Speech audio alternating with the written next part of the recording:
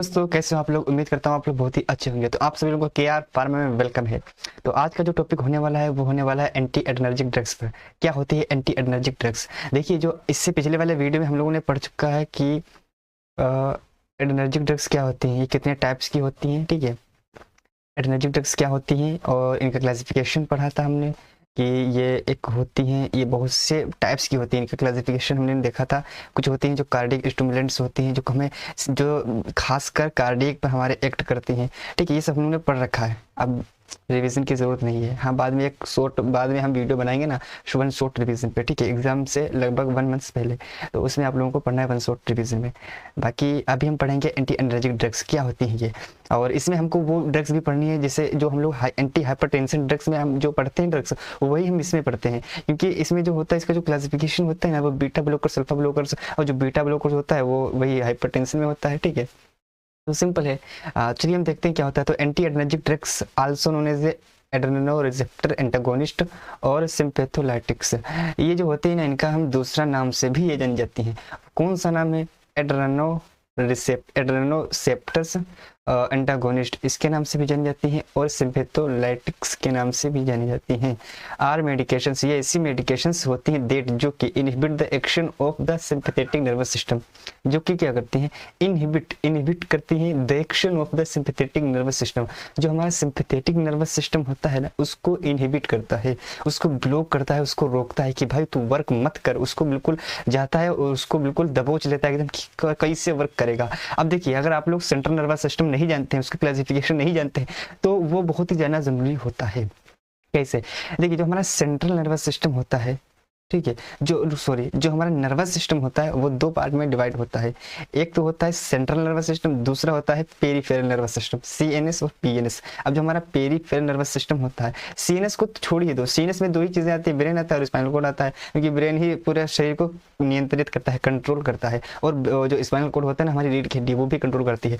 कब? जब हमारा जो ब्रेन होता है ना, वो कहीं सोच रहा होता है, जब वो बिजी होता है ना, तब कौन संभालता है? ये हमारा स्पाइनल कॉर्ड संभालता है। चलिए उसको टॉपिक को हटाओ, वो अलग टॉपिक है।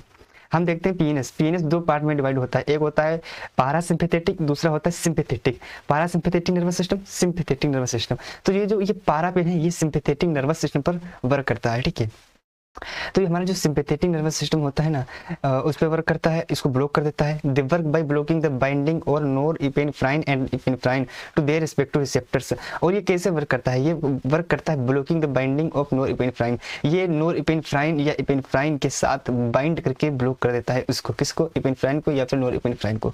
ठीक है, अब इसका क्लासिफिकेशन क्या है? क्लासिफिकेशन इसका ये रहा, ये इतना क्लासिफिकेशन है जो रिसेप्टर एंटागोनिस्ट का। ये दो टाइप्स का इसका क्लासिफिकेशन होता है। पहला, ये अल्फा पे वर्क करता है या तो फिर बीटा पे वर्क करता है। अब अल्फा पे वर्क करेगा तो अल्फा का भी क्लासिफिकेशन होता है कि एक नॉन सिलेक्टिव। अल्फा दो टाइप्स के होते हैं, अल्फा 1 और अल्फा 2। तो जो कुछ ऐसी दवाइयाँ होती हैं जो कि दोनों पे वर्क करते हैं, उनको नॉन सिलेक्टिव कहा गया है। और जो कुछ दवाइयाँ होती हैं जो सिर्फ अल्फा 1 पे ही वर्क करते हैं, उन्हें अल्फा 1, और जो अल्फा 2 पे, उन्हें अल्फा 2 कहा जाता है। अब जिससे यहाँ पे देख लीजिए, नॉन सिलेक्टिव में है फेनोक्सीबेंजामीन।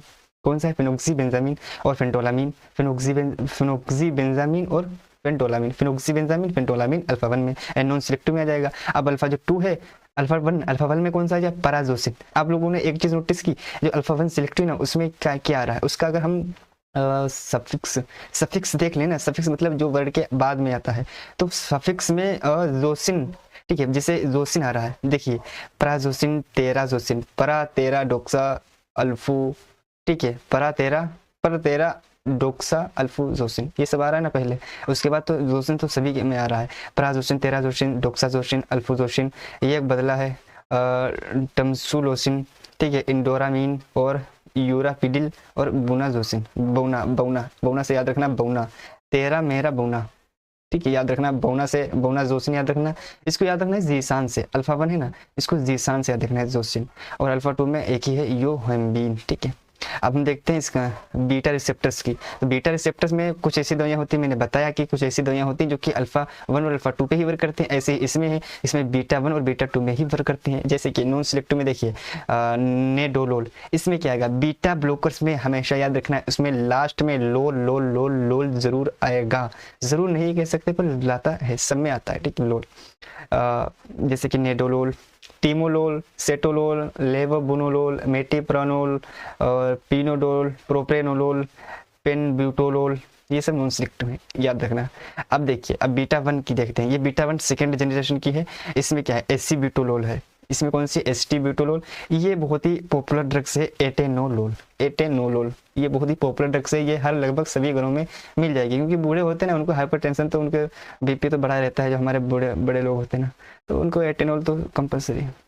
और बिसोप्रोलोल मिल जाएगी, इस्मोलोल मिल जाएगी। अब नॉन सिलेक्टिव में एक थर्ड जनरेशन है, जैसे कि कार्टिलोल, कार्बिडिलोल, ये थर्ड जनरेशन है जो कि दोनों पे वर्क करती है। और बीटा 1 में एक थर्ड जनरेशन है, जैसे कि बिटाक्सोलोल और सेलिप्रोलोल। ओके, वही इसमें है। अभी इसमें देख लेते हैं। देखिए, जैसे this drugs are primary classified based on which receptor the block alpha और बीटा। ये बीटा और अल्फा को ब्लॉक करती है। और अल्फा एनर्जिक ब्लॉकर्स में नॉन सिलेक्टिव में आ जाएगी पेनोक्सिबिन, वही इसमें लिखा सिलेक्टिव में आ जाएगा प्राजोसिन, सिलेक्टिव अल्फा 2 में योम्बिन, और उसमें नॉन सिलेक्टिव में प्रोप्रेनोलोल, टिमोलोल, सेटोलोल। कार्डियो सिलेक्टिव बीटा 1 में atenolol, metoprolol, bisoprolol. Blockers with alpha blocking activity, labetalol, carvedilol. ये ऐसी दवाइयां होती है जो कि अल्फा और बीटा दोनों पे वर्क करती हैं ना। तो ये कौन सी है, लेबेटेलोल, कार्बिडिलोल, ये दोनों पे वर्क करते हैं। मतलब ये खासकर कार्डियक पे वर्क करती हैं, ठीक है। अब हम देखते हैं इसका फार्माकोलॉजिकल एक्शन क्या है। सबसे पहले हम देखेंगे अल्फा का, देख लेते हैं फार्माकोलॉजिकल एक्शन। तो the effect depend on the receptor being blocked. ये इफेक्ट, ये जो फार्माकोलॉजिकल एक्शन है, ये डिपेंड करता है कि आप किस अल्फा की बात कर रहे हो, किस अल्फा, किस बीटा की बात कर रहे हो, किस रिसेप्टर की बात कर रहे हो। और वो रिसेप्टर अल्फा या बीटा है, तो उस पर डिपेंड करेगा यार। ऐसे हम थोड़ी बता देंगे कि ये, हाँ, ये जो एडर्जिक ड्रग्स है ना, ये बीपी की है। कैसे बता दोगे यार? अभी हम अल्फा की दे दें तो बताओ। Alpha blockers lead to vasodilation. ये क्या करते हैं, वेसोडाइलेशन करती है। जो हमारी नसें होती हैं उसको चौड़ा करती है। वेसोडाइलेशन का मतलब होता है नसों को चौड़ा करना। वाइडनिंग ऑफ ब्लड वेसल्स, मतलब इसी का मतलब है कि ब्लड वेसल्स को वाइडनिंग मतलब चौड़ा करना। By relaxing vascular smooth muscles, जो हमारी वेस्कुलर स्मूथ मसल्स होती हैं उसको रिलैक्स करता है कि हाँ भाई तुम ऐठो मत ज़्यादा, मतलब खिंचाओ मत करो, आपस में चिपको मत, आप फैल जाओ, रिलैक्स रहो यार। This lowers peripheral resistance and blood pressure. ये क्या करता है, लोअर पेरिफेरल रेजिस्टेंस, जो पेरिफेरल रेजिस्टेंस होता है उसको क्या करता है, कम करता है। एंड ब्लड प्रेशर जो हमारा होता है उसको कम करता है। एक चीज सोचिए, अगर हमारी नसें हैं वो अगर सिकुड़ जाएंगी तो ब्लड प्रेशर बढ़ जाएगा। और अगर हम उसको क्या कर दें, उसको हम अगर उसको चौड़ा कर दें, ठीक है, उसको फुला दें और उसको बड़ा कर दें, क्या होगा, ब्लड प्रेशर कम हो जाएगा ना। हाँ, तो इसीलिए भी ये अल्फा ब्लॉकर्स की ड्रग्स देते हैं हाइपरटेंशन में। अब बीटा 1 की बात करते हैं।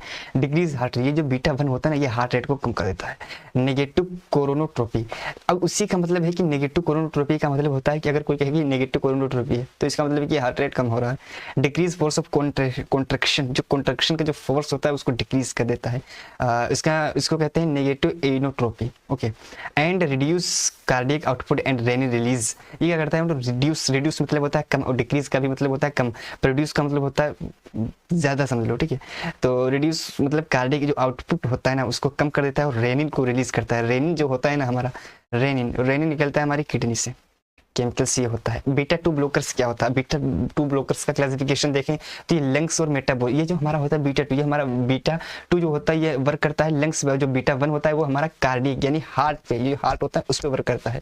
और जो अल्फा होता है, अल्फा 1, वो करता है हमारी नसों पे वर्क, ठीक है। कैन काज ब्रोंको कंसंट्रिक्शन, जो हमारा ब्रोंको कंसंट्रिक्शन होता है उसको क्या कर देता है, सिकोड़ देता है, ना कि फैला देता है, नहीं, ये सिकोड़ देगा, ठीक है। वही बोल रहा है ना, नैरोइंग ऑफ एयरवेज, जो हमारी एयरवेज होती है ना, जो हमारी श्वास नलिका होती है, एल्वियोली तक जितना भी वो गया है ना, सब इधर उधर बटी है ना, जो हमारी नलिका है उसको क्या कर देता है, सिकोड़ देता है। नेरो मतलब पास कर देता है, पास लाता है। एंड इनहिबिट ग्लाइकोजिनोलाइसिस, जो ग्लाइकोजिनोलाइसिस होता है ना उसको भी, साले मच्छर बहुत लग रहा है, तो उसको भी ये क्या कर देता है, इनहिबिट कर देता है, ठीक है। इनहिबिट मतलब होता है रोक देता है। तो ग्लाइकोजिनोलाइसिस क्या होता है, देखिए ये एक ऐसा प्रक्रिया होता है, ऐसा प्रोसेस होता है जिसमें कि हमारा जो शुगर होता है ना, शुगर, ठीक है, कार्बोहाइड्रेट्स होता है, वो हमारा ग्लाइकोजन के रूप में, किसमें, ग्लाइकोजन के रूप में हमारे लीवर में एकत्रित रहता है, ठीक है। फिर क्या होता है, उसको ग्लाइकोजिनोलाइसिस होता है। उससे क्या होता है, जब वो ग्लाइकोजन ग्लूकोज में तोड़ते हैं जिसको हम लोग यूज़ कर पाते हैं, अगर ये प्रोसेस नहीं होगा तो क्या होगा, बीपी भी बढ़ जाएगा, बीपी नहीं, सॉरी, वो जो शुगर लेवल होता है वो बढ़ जाएगा, ठीक है। This is why selective blockers are usually preferred, इसलिए इसको ज़्यादातर यूजली प्रेफर्ड करते हैं। इंडिकेशन ऑफ डोजिंग क्या है? इंडिकेशन ऑफ डोज हम एक ही में पढ़ेंगे, देखते हैं क्या होता है। अगर अल्फा ब्लॉकर्स की बात करें तो इसका जो डोज होता है ना, सॉरी इसका जो इंडिकेशन होता है हम इस पर इंडिकेशन करते हैं। इंडिकेशन कहने का मतलब आप किस में यूज़ करना है, इसको किस में सलाह दी जाती है, किस में यूज़ करो, तो इसको हम हाइपरटेंशन में यूज़ करते हैं, BPH में यूज़ करते हैं और इनलार्गेट प्रोस्टेट में यूज़ करते हैं। अब जैसे कि हम एग्जाम्पल ले लिए प्राजोसिन को, तो प्राजोसिन जो होती है वो 1 से 5 mg 2 से 3 टाइम्स डेली दिया जा सकता है। और जो बीटा 1 ब्लॉकर्स होता है तो उसको हम करते हैं हाइपरटेंशन में हम देते हैं, एंजाइना में देते हैं, हार्ट फेलियर में देते हैं और एराइदमिया में देते हैं। ठीक है, अगर हम बीटा 1 ब्लॉकर्स की एक ड्रग्स ले लेना, ठीक है, तो मेटाप्रोलोल होगा जो कि 50 से 100 mg डेली दिया जाता है। अब नॉन सिलेक्टिव बीटा की बात कर लें तो माइग्रेन में जो इसका इंडिकेशन है उसका माइग्रेन और प्रोफाइलेक्सिस में दिया जाता है और परफॉर्मेंस एंग्जाइटी में दिया जाता है। एंग्जाइटी मतलब चिंता विकार, यही सब दिया जाता है। तो उसमें कौन सी है? प्रोप्रेनोलोल है जो कि 40 से 160 mg डेली। अबे यार ये गलत है वैसे, प्रोप्रेनोलोल यार ये 160 से, सॉरी यार ये डोज गलत लिख गया, ये वाला डोज गलत है यार, ये भी मेटोप्रोलोल ये भी गलत है, क्योंकि ये तो 0 सॉरी यहाँ पे गलत लिख गया। 0 जो प्रोप्रेनोलोल होती है ना वो कितना दिया जाता है? 1 सेकेंड मैं लिखने की कोशिश करता हूँ क्योंकि मेरे पास अभी वो नहीं है ना। ये जो होती है इसको काट दो, इसको भी काटो, ठीक है। इसको दिया जाता है 0 पॉइंट, ये कितनी कहती है? 0.5 से 0.5 से 0.5 से और 0.5 से 0.5 भी दिया जाता है, 0.25 भी दिया जाता है और 1 mg भी दिया जाता है। ठीक है, 1 mg भी दिया जाता है, ये भी ऐसे दिया जाता है 1 इज 0.50, लिख नहीं पा रहा यार सही से, 0.50 mg। ठीक है, ठीक है, चलिए हम लेते हैं उसको लेजर पॉइंट को। अब हम मिक्स्ड अल्फा और बीटा, कुछ ऐसी दवाइयाँ होती हैं जो कि अल्फा और बीटा दोनों पे वर्क करती हैं। अब वो कौन कौन सी दवाइयाँ हैं? जैसे कि हमारी कार्बिडिलोल है, जो हमारा कार्बिडिलोल है, याद रखना कार्बी। अब देखिए ये कार से याद रखना, जो कार होती है ना वो चलते भी है और कार में वो भी होता है। ठीक है, तो ये किस में होता है? हाइपरटेंशन में यूज़ किया जाता है। हाइपरटेंशन और हाइपरटेंसिव ये एक ही होता है। इमरजेंसीज, ठीक है, जो इमरजेंसीज होती है ना उसमें यूज़ किया जाता है और हार्ट फेलियर में यूज़ किया जाता है। इसको देंगे 6.25 से 25 mg टूस डेली, आप 2 बार डेली दे सकते हो। कॉन्ट्राइंडिकेशन क्या है इसका? किसमें नहीं देंगे? तो this are the red flags where this drug should be avoided और यूज्ड विद एक्सटर्नल काउशन। मतलब कॉन्ट्राइंडिकेशन का मतलब होता है कि आप इसमें नहीं दे सकते। जैसे अस्थमा है, अस्थमा का अगर पेशेंट है तो आपको अगर बीटा ब्लॉकर्स दे दिए तो बीटा ब्लॉकर्स या अल्फा ब्लॉकर्स ये बीटा 1 दे दिए, बीटा 1 ब्लॉकर्स दे दिए आप, तो ये क्या करेगा? ये हमारी जो श्वास नलिका होता है उसको और नेरो कर देगा और सिकुड़ देगा। और पहले से उसमें क्या भरा हुआ है? जो हमारा जैसे जो खकार होता है, खकार जो बूढ़े लोग बहुत थूकते रहते हैं ना, वो जमा रहता है। अब वो उसको और पास कर दिए तो सांस लेने में दिक्कत होगी ना, तो अस्थमा के लिए अवॉइड करते हैं भाई। अस्थमा में कभी मत देना बीटा ब्लॉकर्स, कभी भी अल्फा ब्लॉकर्स और बीटा ब्लॉकर्स नहीं देना है आपको, बिल्कुल नहीं देना है। आपको देना है एडर्नर्जिक ड्रग्स देना है। और ब्रेडिकार्डिया में if the heart rate is already low, 60 अगर 60 BP मतलब 60 बीट पर मिनट अगर है, कम है, अगर उससे कम उससे ज़्यादा है ना तो फर्दर सप्रेशन इज डेंजरस, तो डेंजरस हो सकता है।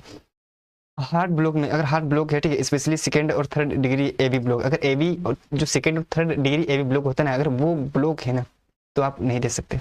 डायबिटीज में beta blockers can mask the symptoms of hyperglycaemia tachycardia, ठीक है, making it hard for patient to know if their sugar is low. ये क्या कर देता है? ये डायबिटीज जो होता है ना वो शुगर बढ़ा देता है। जो बीपी होता है, सॉरी, ये बीटा ब्लॉकर्स होती हैं, अल्फा ब्लॉकर्स होती हैं, ये क्या कर देती हैं? ये कर देती हैं कि जो ग्लाइकोजेनोलाइसिस होता है ना इसको इनहिबिट कर देता है, रोक देता है। जिससे क्या होता है? जो हमारा जो ग्लूकोज होता है जो कि ग्लाइकोजन के रूप में लीवर में स्टोर रहता है, वो उसको तोड़ नहीं पाता है ग्लूकोज में। ठीक है, चलिए हम नेक्स्ट बार में देखेंगे कि न्यूरोमस्कुलर ब्लॉकेज एजेंट्स क्या होता है और इसके क्लासिफिकेशन देखेंगे। ठीक है, क्लासिफिकेशन देखेंगे, फिर इसका pharmacological action, indication, contraindication, dose. उसके बाद थैंक्स, फिर उसके बाद देखेंगे लोकल एनेस्थेटिक क्या होता है और फिर उसके बाद मास्थेमिक ग्रेविस देखेंगे, मास्थेमिक ग्रेविस देखेंगे। ठीक है,